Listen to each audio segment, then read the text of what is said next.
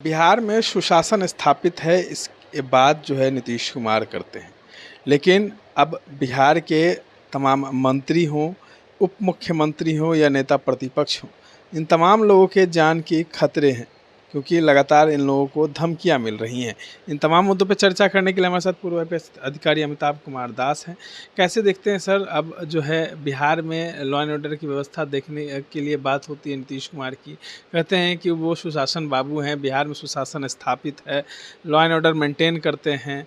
लेकिन जिस तरीके से अब उनके मंत्रियों को ही धमकी मिलती है, नेता प्रतिपक्ष को मिलती है। पहली बात तो पलटू राम सुशासन बाबू है नहीं।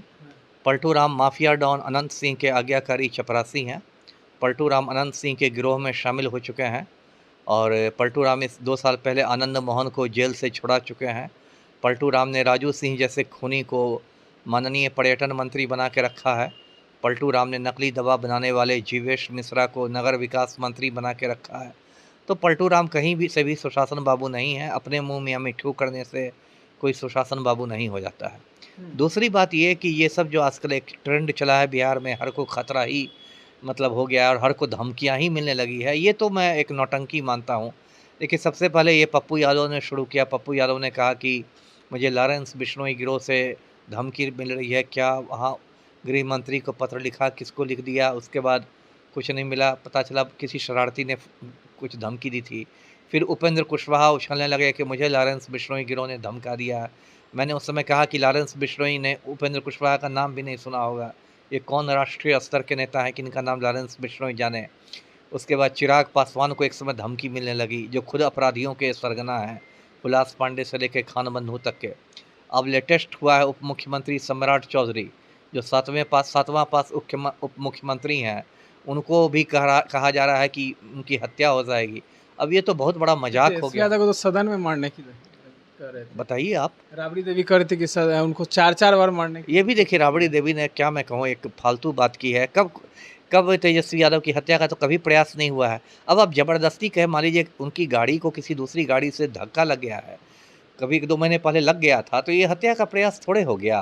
पटना में जो ट्रैफिक का हाल है, हर दिन 1000 गाड़ियाँ टकराती है आपस में, तो उसको हत्या का प्रयास करते हैं। आपको डर लगता है क्या? मुझे तो नहीं डर लगता है, मैं तो सर पर कफन बांध के बैठा हूँ। लेकिन ये लोग जो नौटंकी कर रहे हैं, इस पर अब देखिए, सम्राट चौधरी, कितनी हंसी वाली बात है। अरे आप डिप्टी सीएम हैं बिहार के, पूरा तंत्र आपका है, सिस्टम आपका है, पुलिस विभाग आपका है। यदि सच में आपको धमकी मिली होती तो आपने मोबाइल नंबर अब तक क्यों नहीं सार्वजनिक किया कि इस नंबर से धमकी मिली है? आपने क्यों नहीं डीजीपी को बुला के कहा कि भाई इस मोबाइल का लोकेशन निकलवाइए, किसका नंबर है? पुलिस के लिए तो ये मतलब बाएं हाथ का खेल है, किसी नंबर का लोकेशन निकालना, ये सब, ये तो कोई बहुत बड़ी चीज़ नहीं हो गई आज के ज़माने में। साइबर सेल आपका है, साइबर क्राइम सेल आपका है, लेकिन अब तक उन्होंने नहीं दिया। सम्राट चौधरी, देखिए, अभी प्रशांत किशोर का मैं देख रहा था, प्रशांत किशोर ने कहा कि ये 7वीं पास आदमी है, और अब तो उनका बाकायदा एफिडेविट सोशल मीडिया पर वायरल हो रहा है सम्राट चौधरी का, 7वीं पास आदमी है। राबड़ी देवी कह रहे कि बोरिंग रोड पर लड़कियों को ही छेड़ते थे, तो इनके पूज्य पिता शकुनी चौधरी लालू जी के चपरासी बन के घूमते थे।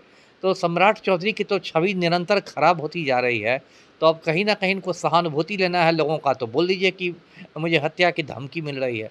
इतना बड़ा झूठ नहीं बोलना चाहिए डिप्टी सीएम को। जी। एक सवाल है कि बिहार में अब कुत्तों का ही प्रमाण पत्र बन जाता है। अब देखिए, 2005 के पहले ऐसा होता था जी। मतलब पलटू राम तो ये ना बोलेंगे कि 2005 के पहले ऐसा होता था जी। अब देखिए बिहार कितनी तरक्की कर गया। अब देखिए, कुत्ता का प्रमाण पत्र बन रहा है।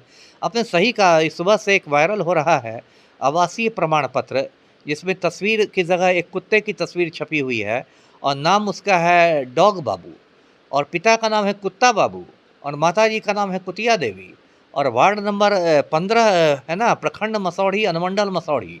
और पटना के जो जांबाज डीएम है त्यागराजन, उन्होंने कहा ये तो बड़ी गंभीर बात हो गई, इस पर तो हम लोग एक्शन लेंगे।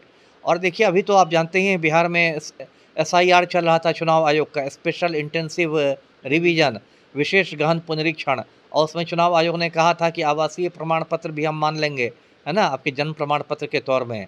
तो अब हो सकता है कि अब ये जो डॉग बाबू हैं, इनको एकदम भारत का नागरिक मान के बिहार की मतदाता सूची में शामिल कर लिया जाए।